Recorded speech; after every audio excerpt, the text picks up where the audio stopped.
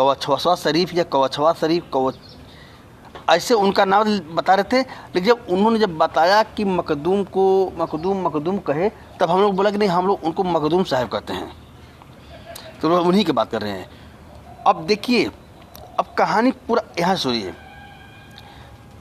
कि वहाँ जो मज़ार है, हम तो आज तक यही मानते हैं हम लोग हिंदू लोग ना, कि मुसलमान का ऐसा कोई मज़ार नहीं है कि जिस मज़ार पे वो मांस मछली गोश्त न खाते हों। लेकिन नहीं, वहाँ जो बताते वो खुद गए थे अपनी एक समस्या के लेकर, लेकिन वहाँ पर उनको समझ लीजिए कि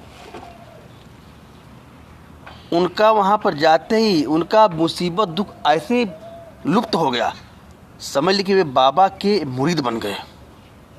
आज भी सुबह शाम भगवान से तो दुआ करते हैं,